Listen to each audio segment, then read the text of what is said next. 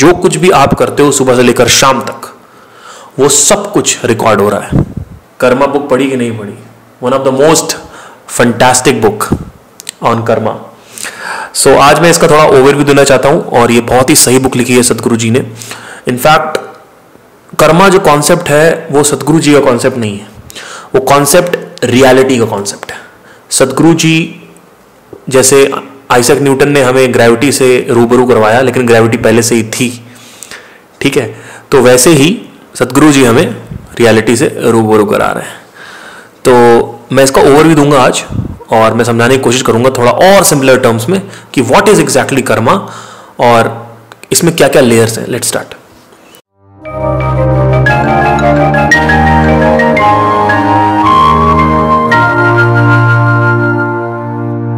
So essentially Karma means programming. Programming हर level पे हो रही है, बॉडी के लेवल पे हो रही है, मेंटल लेवल पे हो रही है, एनर्जी लेवल पे हो रही है, ठीक है। प्रोग्रामिंग मतलब क्या होता है? कोई भी सॉफ्टवेयर की प्रोग्रामिंग कैसे होती है? रिकॉर्डिंग कर करके, उसके साथ बार बार टच में आके उसकी जो रिकॉर्डिंग है वो हो जाती है। So basically essentially Karma is programming. Now आपने कार चलाना सीखना है, मान लीजिए, तो जिसने कार चलाना सीख गया, वो 1 साल से चला रहा है, उसके लिए बैठेगा, अपने आप सब काम होगा, अपने आप हाथ चला जाएगा गियर पे, अपने आप पैर चले जाएंगे, ब्रेक्स पे, एक्सीलरेटर पे, अपने आप स्टीयरिंग व्हील पे हाथ चला जाएगा। तो बेसिकली वो क्या है, उसकी जो हैबिट्स हैं वो ऑटोमेशन मोड में जा चुकी हैं, यानी जो हैबिट बन चुकी है। जब भी कोई भी एक्शन ऑटोमेशन मोड में चला जाता है, यानी मान लीजिए मैं कार चलाना सीख रहा हूं और अभी मैं कॉन्शियस हूं गियर के लिए, अच्छा यहां गियर है, अच्छा यहां स्टीयरिंग है, अरे अरे नीचे, तो अभी मैं बहुत कॉन्शियस हूं, है ना, मेरा फोकस बहुत शार्प रहेगा। तो अभी मेरी हैबिट बनी नहीं है। वंस द हैबिट जैसे पड़ जाती है तो उसको हम कह सकते हैं कि it's a Karma, because programming हो गई है। तो एसेंशियली हम लोग चलते फिरते सॉफ्टवेयर है, प्रोग्रामिंग होती ही रहती है पूरे टाइम, ठीक है। तो शुरू में जब हम पैदा हुए तो हमारी राइटिंग की प्रोग्रामिंग नहीं थी, फिर हमको बार बार लिखवाया गया, राइट, तो उसकी प्रोग्रामिंग हो गई, आज वो हमारे लिए ऑटोमेटिक हो चुका है। तो कुछ भी जब ऑटोमेटिक हो जाता है then we can call it as karma. So physical habits होती है, मेंटल हैबिट्स होती हैं। मेंटल हैबिट्स क्या होती हैं? बहुत ही मेरी अच्छी फ्रेंड है, उसने बोला कि मैं कुछ उसको बता रहा था ऐसे ही, उसको कुछ भी बिजनेस के बारे में बताओ, आइडिया बताओ कि ऐसा कुछ, तो बोलेगी नहीं आइए इसमें तो ये हो सकता है, इसमें ही हो सकता है, फिर मैं बोलूंगा मैं ये कर रहा हूं, मैं वो कर रहा हूं, तो बोलती है तुम ये कर रहे हो तो किसी और ने तो किया नहीं, तुम कैसे कर रहे हो, मतलब हाउ इज इट पॉसिबल। मैंने कहा एक्सक्यूज मी मतलब आज तक जितनी भी इन्वेंशन है आपको लगता है वो किसी और ने कर रखी थी पहले? ऐसा तो कुछ बनता ही नहीं, कुछ आविष्कार होता ही नहीं। अगर हम ऐसा सोचेंगे तो आविष्कार ही नहीं होगा, राइट। सो एक मैं स्टीव जॉब्स का इंटरव्यू देख रहा था, बहुत तगड़ा इंटरव्यू था।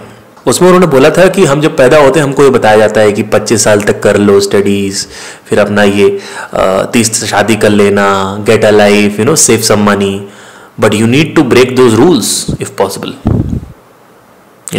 You need to, it's your choice, आप चाहो तो उस लूप में जाओ, चाहो तो उस लूप में ना जाओ, है ना। सो एसेंशियली ये जो इंडियन कल्चर का एक कर्मा है कि बच्चे को पढ़ाओ, उसके बाद फिर, तो बेसिकली कंडीशनिंग को भी कर्मा कहा जाता है, यानी कंडीशनिंग को प्रोग्रामिंग कहा जाता है, हैबिट्स को प्रोग्रामिंग कहा जाता है, इन सब को कर्मा कहते हैं।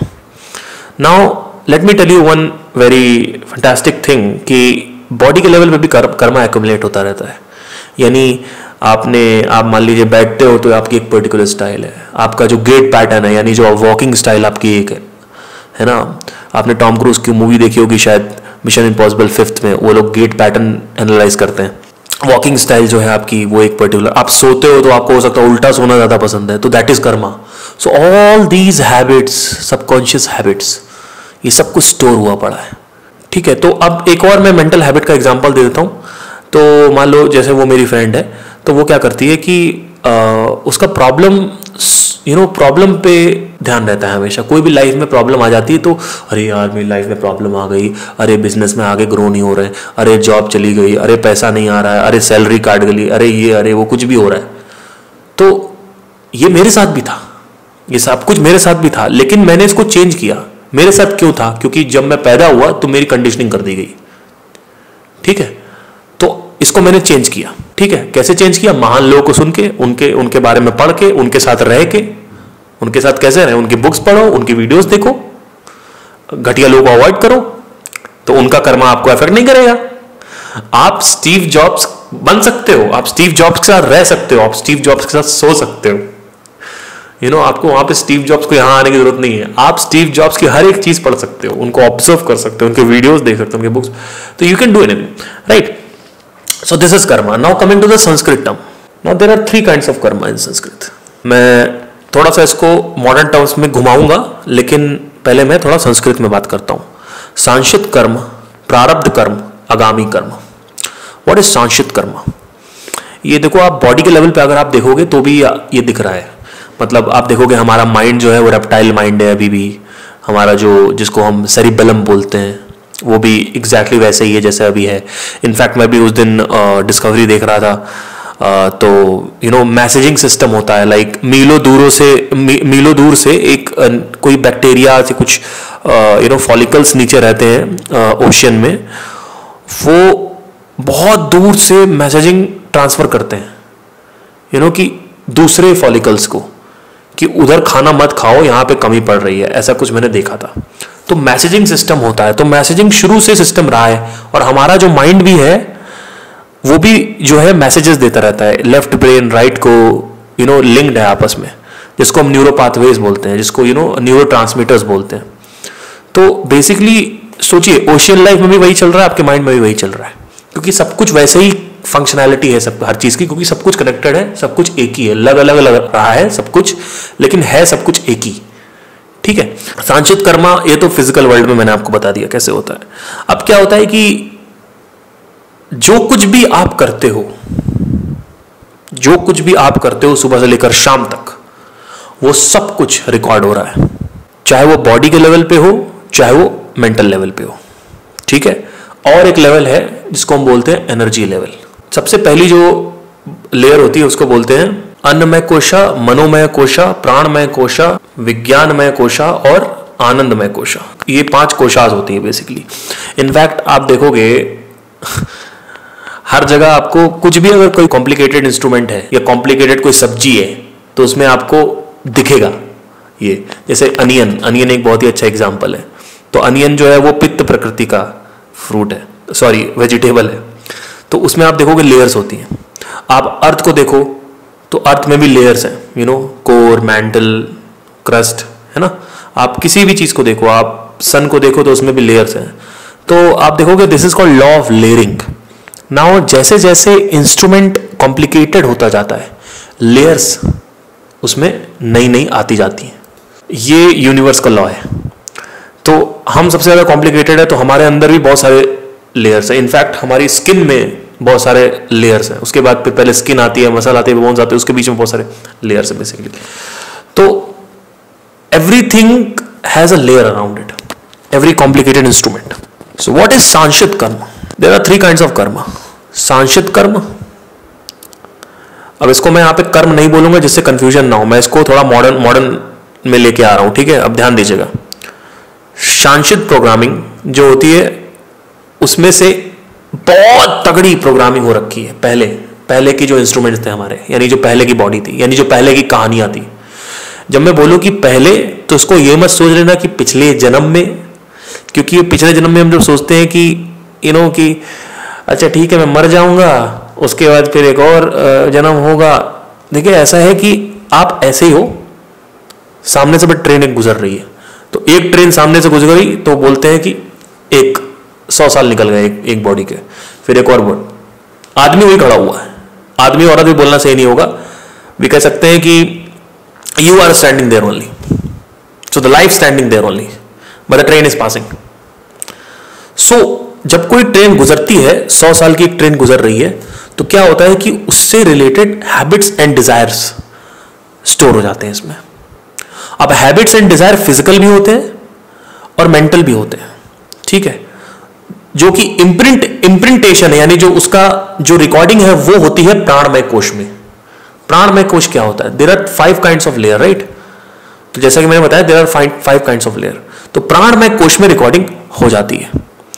क्योंकि फिजिकल बॉडी छूट चुकी है, तो उसके बाद नेक्स्ट जब ट्रेन आती है, अकॉर्डिंग टू पिछली ट्रेन ऑटोमेटिकली आप एक्शन लेने लगते हो. फॉर एग्जाम्पल मैं इसको सिंप्लीफाई करता हूं. This was in 5th class, maybe I was was इन 10 साल का होगा शायद. मैं बस ऐसे लंच यानी मैं ऐसे मैं गो टू वॉशरूम, मैं वॉशरूम होके गया और मैं वॉशरूम होके ऊपर आ रहा था, तो एकदम से ड्रम्स बज रहे थे. तो कहीं पे ड्रम्स कहाँ से बज रहे हैं, मतलब ये क्या आवाज़ आ रही है, मुझे तो पता ड्रम्स क्या होते हैं, ये क्या आवाज़ आ रही है, ये क्या आवाज़ आ रही है. तो मैं क्लासरूम गया ही नहीं, अपने 5th क्लास में था मैं गया ही नहीं. मैं वहाँ चला गया और मैंने जैसे ही खोला, मैंने कहा ये क्या है भाई साहब, this is so magical moment. It was somebody was playing keyboard, somebody was playing drums, and I decided कि जो सैटरडे को एक्टिविटी पीरियड होता है उसमें मैंने ड्रामेटिक्स ले रखी थी. मैंने ड्रामेटिक्स छोड़ी और मैंने ये ले लिया music as an activity period.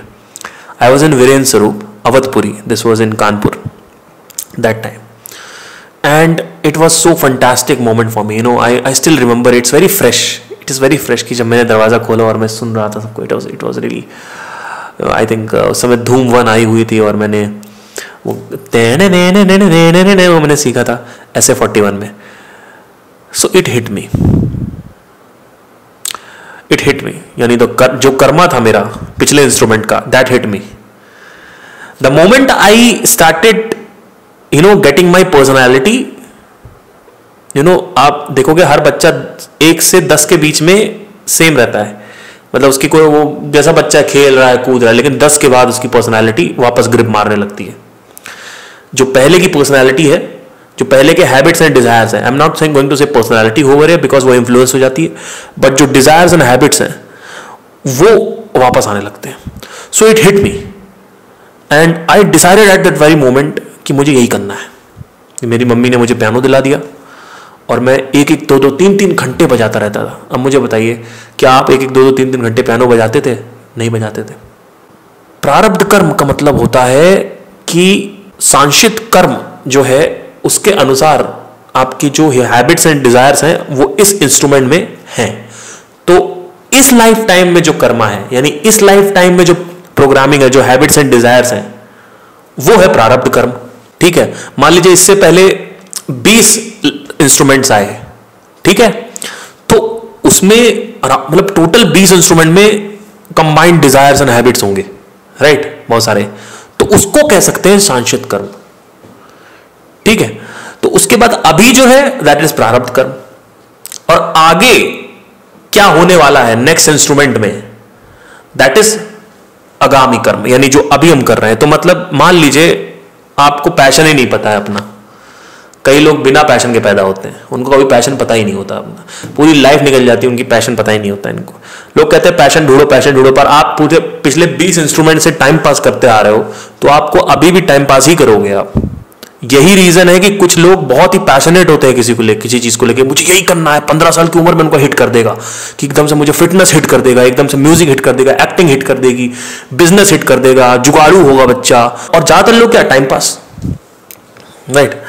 So what happens is कि if you are doing time pass in this instrument, you are going to do the time pass in the next instrument also, right. So that is प्रारब्ध कर्म and आगामी कर्म. So there are 3 kinds of कर्म, सांशित कर्म, प्रारब्ध कर्म and आगामी कर्म. तो अब क्या होता है इसमें, अब इसमें फैंटास्टिक चीज जो है वो जानने की क्या है. There is no पाप एंड पुण्य अकॉर्डिंग टू द कर्म, कि कोई मॉनिटर कर रहा है कि भैया ठीक है तूने पाप किया, तूने करप्शन किया, तो तुझे आगे भुगतना पड़ेगा, जबकि ऐसा कुछ नहीं होता. आप देखो नेताओं को, आप ये देखो, अगर ऐसा सच में होता तो क्या ये वर्ल्ड और पीसफुल नहीं होता? अगर सच में कोई मॉनिटर करने वाला होता तो ये वर्ल्ड और पीसफुल होता जाता, ना कि केओटिक. ये वर्ल्ड और ज्यादा केओटिक होता जा रहा है, आगे और केओटिक हो जाएगा. अब मैं आपको बताना चाहता हूं, आप जो कुछ भी देख रहे हो इंस्टाग्राम पे, नेटफ्लिक्स पे, आजकल विजुअल्स बहुत ज्यादा है, विजुअल्स बम्बार्डिंग बहुत ज्यादा है. कोई बुक पढ़ना पसंद नहीं करता है, हियरिंग बम्बार्डिंग बहुत ज्यादा है. तो ये सब रिकॉर्ड हो रहा है. अब क्या होता है कि इट विल अक्यूमुलेट इनसाइड. अब कुछ कहीं मान लीजिए आपकी हार्ड डिस्क में बहुत सारा कुछ भर दिया, तो क्या होगा, वो बहुत ज्यादा हैवी हो जाएगी, यानी फंसेगी, फिर वो जो सिस्टम में वो फंसेगा, सिस्टम जो आपका है वो फंसेगा, वही हो रहा है। आप इमेजिन करो, इतने सारे लोग मैं देखता हूँ कि जब वो गाने आते थे 2006 में, गजनी आई थी 2008 में, तो कैसे मुझे तू मिल गई गाना, ये सब आए थे। मैंने अभी यूट्यूब वीडियो में देख ही रहा था, नीचे इतने लोगों ने कमेंट किया है। मतलब आप कभी टाइप करना कैसे मुझे तू मिल गई, या फिर आप टाइप करना दिल ने ये कहा है दिल से, ये सब गाने आप टाइप करना, आप नीचे देखोगे आप रोने लगोगे। इस लेवल पे लोगों ने, एक आदमी ने लिखा कि मैं खुदा जाने गाना चलाता था और GTA सैन एंड्रियास खेलता रहता था। 2008 की बात है, क्या दिन थे वो, काश वो दिन आ जाए, वो कॉलेज के दिन, वो बचपन के दिन, वो ये। अभी मर गए हो क्या? क्यों है ऐसा भाई? 17-18 साल तक जिंदगी बड़ी सही लगती है, 25 के बाद ये क्या हो रहा है? अरे अच्छा, बहुत सारे लड़के लड़कियां बोलेंगे 21-22 में हम शादी नहीं करेंगे, हम शादी नहीं करेंगे। 25 के बाद लड़की ढूंढो, लड़की चाहिए। और अगर वो सामने घर पे बोलेंगे भी नहीं तो खुद ही ढूंढना, टिंडर पे यहाँ वहाँ ढूंढना चालू कर देंगे। बहुत सारी लड़कियां देखी 22 साल की उम्र बोलेंगी हम नहीं शादी करेंगे, I want to get married. उसके बाद 27 साल की, यार it's my age now, I have to like what to do, like क्यों हो रहा है? इतना ज्यादा रिकॉर्डिंग हो जाती है कि अब वो भारी हो गया है। तो by the time you reach 30, specially these days, because पहले क्या होता था, यही आप जब 40-50 साल की उम्र पर पहुंचते थे तब होता था। अब ये 28-29 साल 30 साल की उम्र में ही होने लगा है। क्या होने लगा है? ये जो प्रेशर है, आप देखोगे पहले 100 साल 150 साल पहले पीछे चले जाओ, इवन आप ग्रैंडफादर को देखो तो वो आराम से बैठे हुए हैं 80 साल की उम्र में, न्यूज़पेपर पढ़ रहे हैं, बुक पढ़ रहे हैं, कोई टेंशन नहीं है। तो वहां पे भी कोई क्यों नहीं थी टेंशन? क्योंकि जो ये रिकॉर्डिंग आप इतनी ज्यादा भेज रहे हो अंदर, आपको लगता है कि इट्स नॉट गेटिंग रिकॉर्डेड, वो reel swipe up, Netflix and all these things. इसीलिए इससे डिस्टेंस मेंटेन रखो, जितना ज्यादा हो सके उतना डेटा कम अंदर जाने दो।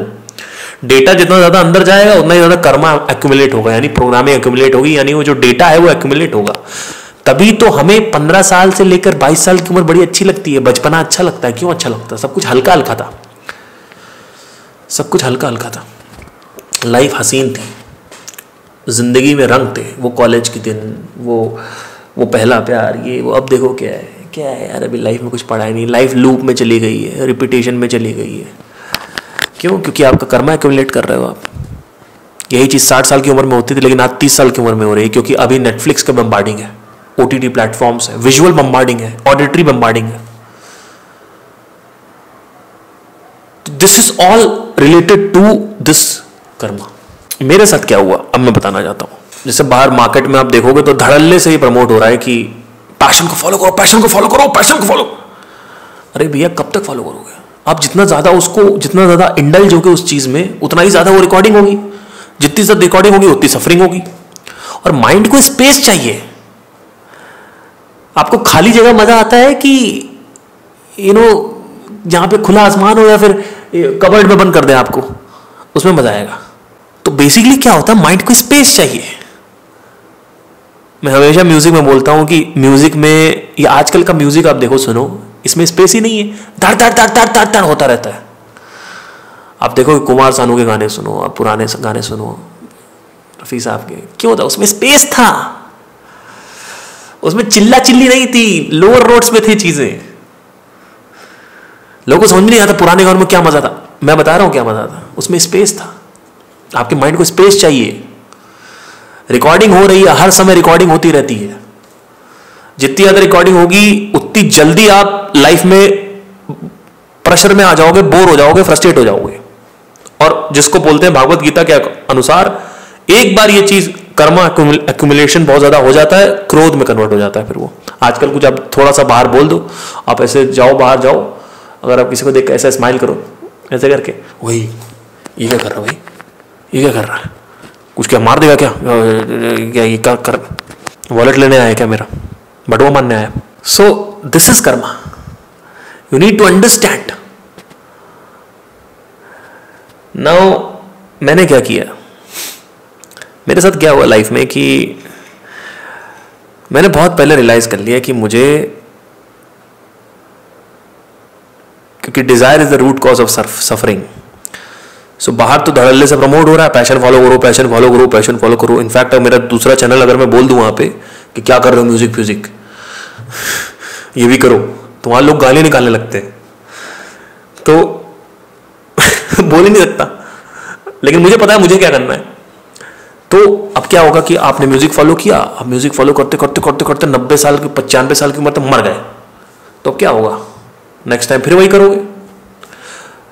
सो अब इससे होता क्या, आप कहोगे करने दो ना, क्या दिक्कत है, म्यूजिक तो बड़ी हसीन चीज है। अगर सच में हसीन चीज होती, अगर एक्टिंग, म्यूजिक, डांसिंग ये सब में सबसे हसीन चीज होती जो लोगों को लगता है, तो आप बाहर आज बॉलीवुड में इतना ड्रग्स का निकलता है, आप ड्रग्स नहीं कर रहे होते।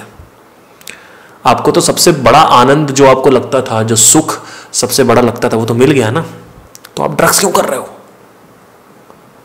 आप सिगरेट क्यों पी रहे हो? इसका मतलब वो एरर है, वो सबसे बड़ा सुख नहीं है, जिसको रियलाइज हो जाता है। इनफैक्ट भागवत गीता में म्यूजिक को भी बोला गया है कि ये भी भोग विलास इंद्रिय तृप्ति में आता है। तो अब क्या इसमें बेसिकली क्या करें, छोड़ दें, काम धंधा छोड़ दें, ये नहीं कह रहा हूं मैं कह रहा हूं आपको डिस्टेंस रखना चाहिए इससे, वही इस बुक में बात करी गई है। तो डिस्टेंस कैसे रखें? सबसे पहली चीज तो ये है कि आपको ये समझना होगा कि सबसे हाईएस्ट डिजायर क्या है इस दुनिया का। क्या ये चिंदी फिंदी छोटी छोटी चीजें हैं, ये कोई काम ये पैशन या फिर कोई वो, ये सब चीजें जरूरी हैं, पर that is a part of life, that is not life. लोग बोलते हैं तू मेरी जिंदगी है, यू कंप्लीट मी, ऐसे बोलते हैं। पेरेंट्स को पता नहीं क्या मान लिया है। आपको ये पता चलेगा जब ये कर्मा की जो सर्कल चलेगी, पता लगेगा that is a biological father and mother. Actually में there is no father and mother only. Actually में अगर कोई, मैंने क्या बोला, सब कुछ रिकॉर्ड हो रहा है ना, एक्चुअली में लास्ट इंस्ट्रूमेंट की जो मेमोरी है, जो last life time last story थी, उसको निकाल दे और इसको सामने ले आए, कुछ नहीं, ज्यादा नहीं, 2 साल की बस निकालेंगे, जब आपके पेरेंट्स थे, तो आप कहोगे ये पेरेंट्स है, ये पेरेंट्स है। दिस इज वाई ये जो कॉन्ट्राडिक्टरी चीज शायद मैं बोल रहा हूं, हो सकता है आपको लगे कि ये क्या बात हो रही है, लेकिन एक्चुअली मैं सही बताऊं, यहाँ पे जो एक्चुअली में जो सही में इंटेलेक्चुअल लोग होंगे वो ये देख, वो इसको, इस मूवमेंट को देख लेंगे। There is no father and mother. किसका जन्म हुआ है पहली चीज तो, और किसका बाप और किसका मां, और कितने बाप और कितने मां, भाई किसको बाप और मां मानोगे? आप पीछे ट्रेस करोगे, जाओगे पिछले, मान लो 1000 इंस्ट्रूमेंट में आपने ट्रेस कर लिया, उसके बाद क्या होगा, आप एनिमल्स में आ जाओगे, उसके बाद और ट्रेस करोगे तो और जैसे जैसे ग्रॉस से सटल की तरफ जाते जाओगे, फिर अमीबा आ जाएगा, फिर 2 अमीबा मिलके एक अमीबा बना रहे हैं, तो वो अमीबा आपके मम्मी पापा थे क्या? कौन था mummy papa? There is no mother father, it's only biological. पर ये समझ नहीं आएगा, ये अभी मुझे पता है कि इसकी जो चीज़ है ये ऐसे अंडरस्टैंडिंग आती नहीं है, बट मैं बस ये कह रहा हूँ कि ये सारी चीज़ें जो कंपल्शन बनी हुई है हमारे अंदर, जो अनिवार्यताएं बनी हुई हैं, हाईएस्ट डिजायर क्या है आपका, आपको ये समझना होता है। आपको होगी क्या जरूरत पड़ी है इसको समझने के लिए? अरे भाई सफरिंग होगी। ये 700 श्लोकों की जो किताब लिखी गई है आपके लिए, ये जो किताब लिख रहे हैं वो भागवत गीता, जो कृष्णा थक गए बेचारे बोलते बोलते, वो आपको लगता है कि आपको ये दुनियावी चीज़ों में अगर सच में होता तो क्या मतलब सच में बोलते? लेकिन बहुत से लोगों को समझ में नहीं आता क्योंकि वो टाइम पास कर रहे थे, टाइम पास कर रहे हैं, और अगर अभी भी करते रहेंगे तो अकॉर्डिंग टू आगामी कर्मा प्रोटोकॉल्स आगे भी करते रहेंगे। This is basically a loop, it's a loop, you going in a loop again and again, again and again, again and again. Learn the guitar, master the guitar and then die. Learn the guitar again, master the guitar and die. Learn the guitar, what is this? अब क्या होगा, जैसे आपने रोक दिया, मान लीजिए जैसे मेरे साथ क्या हुआ है कि मेरे साथ कोई कंपल्शन नहीं, फिर भी मैं सब कुछ कर रहा हूं, सब कुछ कर रहा हूं मैं, मेरे अंदर से राग और द्वेष खत्म होता जा रहा है। राग और द्वेष मतलब क्या होता है कि ये चीज मुझे पसंद है, ये चीज मुझे पसंद नहीं है, फिर मुझे ये काम पसंद है पर ये काम पसंद, देयर इज ऐसा, आप ऐसा अगर सच में ऐसा हो रहा है आपके साथ तो आपका कर्मा बहुत ज्यादा हावी हुआ पड़ा है। There is so much likes and dislikes inside you, यानी आपका माइंड आपको राइड कर रहा है। You need to stop it. कैसे? आपको स्टॉप करना है उसको। आपको पहले इसको समझना पड़ेगा कि you need to break the loop, you have to be just free. जैसे अकॉर्डिंग टू बुक आपको यू ऐसे होल्ड करना है, टी शर्ट को यहां पे होल्ड करना है और ऐसे मूव कर लेना है, तो अब बदबू नहीं आएगी। ठीक है, अभी टी शर्ट पहन रखा है तो अभी आ रही है, you need to hold like that. तो उसके लिए आपको साधना कर सकते हो, साधना के साथ साथ आप समझ सकते हो कि सच क्या है, मैं कौन हूं। Sadhana is just a tool, yoga and meditation is just a tool to make yourself peaceful so that you can use that peace to understand the ultimate truth. Because ये सारी चीजें अभी जैसे मैं बताया बड़ा मजा आ रहा होगा सुन के, ये सब चीजें एंटरटेनमेंट है। I know, for me it's a living reality. अब इसको सवाल ये आता है कि इसको प्रूव कैसे करें कि भैया ये सब चीजें एक्चुअली होती। आप कुछ भी ट्रेस करोगे, हर चीज कुछ भी आप देखोगे मटेरियल वर्ल्ड में, you can not, nothing can die.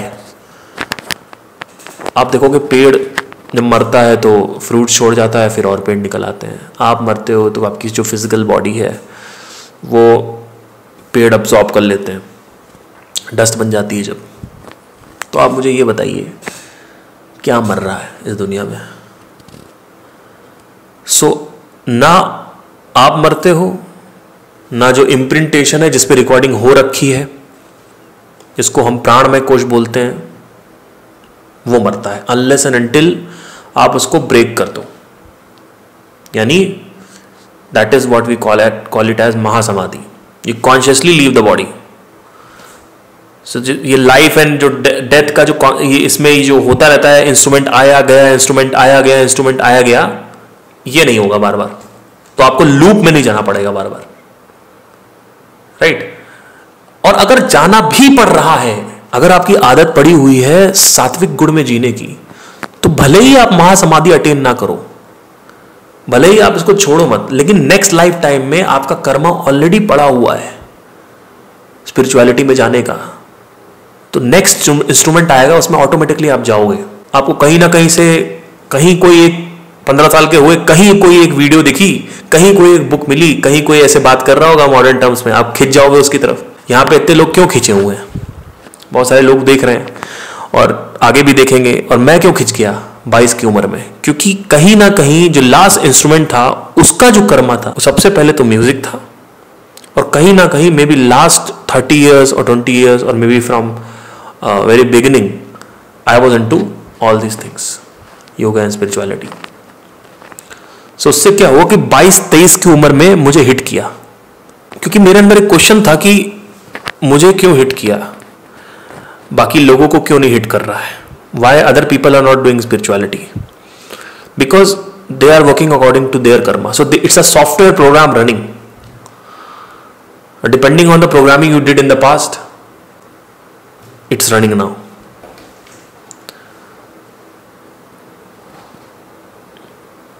Nothing dies in this universe, not your habits and desires also. Only the annamay kosh, yani jo physical body hai, that only dies. Now when we say ki mukti or liberation, so there are two concepts of that. When we say कि इसको छोड़ना है, तो I'll explain what is mukti in the next I think video. I think आज के लिए इतना ही है। तो this was the entire book.